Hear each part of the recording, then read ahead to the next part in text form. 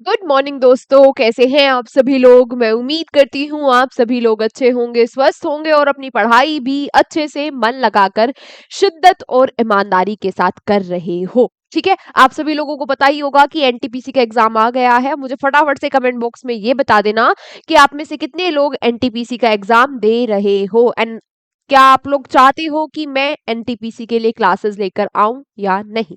जो भी आपकी राय हो मुझे कमेंट बॉक्स में बता देना। शुरू कर देते हैं इसी के साथ करंट अफेयर्स की अपनी इस क्लास को, जहां पर हम 10 क्वेश्चंस को मात्र 10 मिनट में कवर करेंगे। ठीक है, ठीक है। आज के सारे ही क्वेश्चन बहुत इंपॉर्टेंट है, तो ध्यान से सुनते हुए चलना, अपने नोट्स बनाते हुए चलना। ठीक है, और उसके बाद आज इस क्लास का रिवीजन भी कर लेना। पहला क्वेश्चन आप लोगों से क्या पूछा गया। आज का फर्स्ट क्वेश्चन है, recently which country has become the country to win its first medal in the history of winter Olympics. Winter Olympics में अपना पहला मेडल जीतने वाली, पहला गोल्ड मेडल जीतने वाली कंट्री कौन सी बन गई है। तो ये जो कंट्री है, ये कंट्री बन गई है वही कंट्री जहां पर अमेजोन रेन फॉरेस्ट है। अमेजोन रेन फॉरेस्ट है, जिनको लंग्स ऑफ अर्थ भी कहा जाता है, जिनको पृथ्वी के फेफड़े भी कहा जाता है। ये वही कंट्री है जो साउथ अफ्रीका का सबसे बड़ा देश है, जो अफ्रीका नहीं, साउथ अमेरिका का सबसे बड़ा देश है, सबसे बड़ा देश है। कौन सी कंट्री है ये? ब्राजील। बिल्कुल सही बात, ब्राजील ने अपना पहला गोल्ड मेडल जीत लिया है। ठीक है, लुकास पी लुकास पी ने ये मेडल जीता है। किसमें? स्की में इन्होंने ये मेडल जीता है, स्की रेस में। लुकास ने, किसने? लुकास ने। ठीक है, अच्छा, बात किया जाए तो ये साउथ साउथ अमेरिका का भी फर्स्ट गोल्ड मेडल है। साउथ अमेरिका का भी ये फर्स्ट गोल्ड मेडल है विंटर ओलंपिक्स में। और यहां पर अगर बात हो विंटर ओलंपिक्स की, तो ये विंटर ओलंपिक्स कहां हो रहे हैं? मिलानो। ये तो आपको पता ही होगा, मिलानो कोर्टिना में ये जो विंटर ओलंपिक्स है ये हो रहे हैं। 6 से 22 फरवरी तक ये ओलंपिक्स वहां पर चलेंगे। सारी बातें क्लियर? ठीक है, किसने मेडल जीता, कहां जीता, किसके लिए जीता और क्या इसकी इंपॉर्टेंस है। जिसके लिए जीता उसके बारे में भी एक दो बातें हमने यहां पढ़ ही ली। अच्छा, कैपिटल क्या है ब्राजील की? ये आज आपका क्वेश्चन फॉर यू है। आपको मुझे बताना है कि ब्राजील की राजधानी क्या है, कमेंट बॉक्स में। इसी के साथ चलते हैं अपने अगले क्वेश्चन पर। Recently, where is the Indian AI Impact Summit 2026 being organized? तो ये समिट काफी चर्चाओं में है, कई बार मैं भी आपको इसके बारे में पढ़ा चुकी हूं। अब फाइनली ये समिट स्टार्ट हो चुकी है, India AI impact summit. Bharat south Asia का फर्स्ट कंट्री है, ग्लोबल साउथ का बल्कि फर्स्ट कंट्री है इस समिट को होस्ट करने वाला। कहाँ हो रही है ये समिट? नई दिल्ली में हो रही है। सॉरी, कहाँ हो रही है समिट? नई दिल्ली में हो रही है। 16 से 20 फरवरी तक ये समिट चल रही है। इसकी थीम क्या है?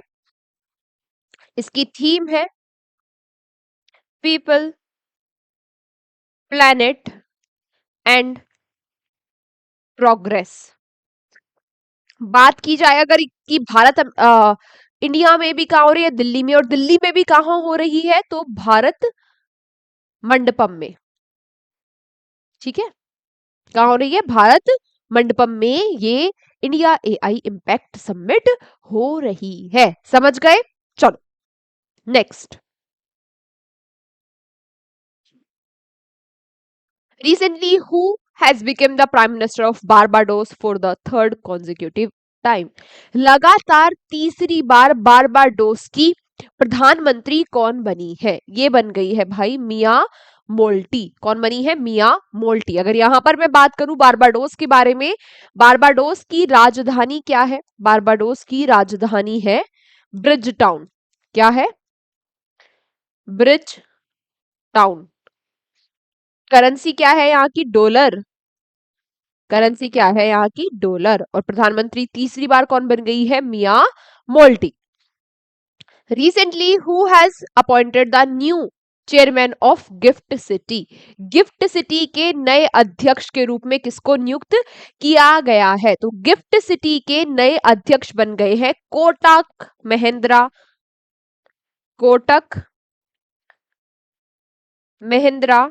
बैंक के फाउंडर। बैंक के कौन? फाउंडर, संस्थापक।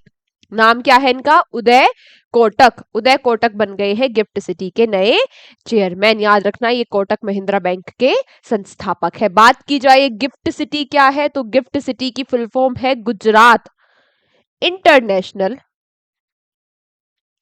Finance tech city.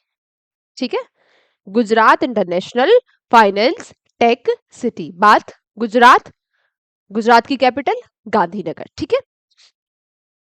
Recently, Putin Agrawal has been appointed as the new ambassador of India to which country? हाल ही में पुतिन अग्रवाल को कहां, भारत के कहां पर राजदूत के रूप में नियुक्त किया गया है? तो ये राजदूत बन गए हैं उसी देश में जहां की कैपिटल तो है बैंकॉक। करेंसी का नाम आया तो करेंसी भी लिख लो, करेंसी है यहाँ की थाई बात।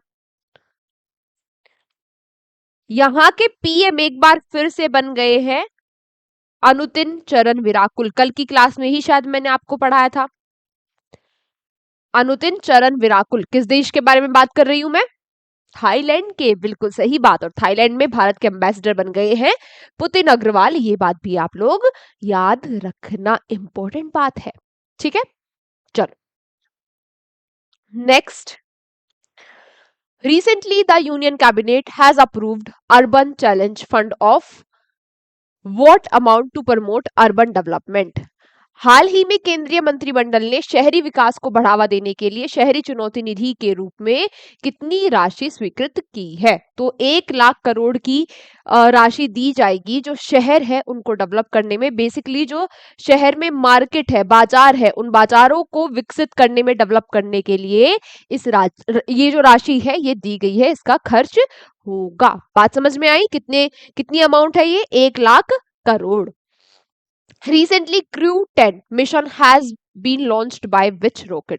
हाल ही में जो क्रू 10 नहीं 12 क्रू 12 मिशन है, ये किस रॉकेट से लॉन्च किया गया? तो इसको लॉन्च किया गया स्पेस एक्स के। और स्पेस एक्स का कौन सा रॉकेट है?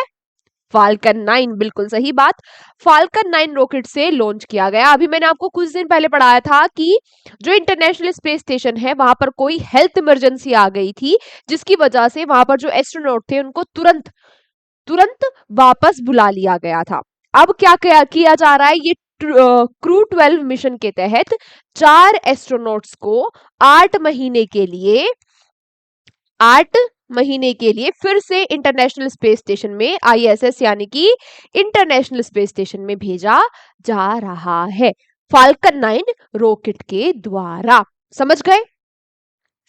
अच्छा, इसके अलावा ये भी याद रख लेना कि पहले भारतीय इंटरनेशनल स्पेस स्टेशन में जाने वाले फर्स्ट इंडियन कौन थे? शुभांशु शुक्ला।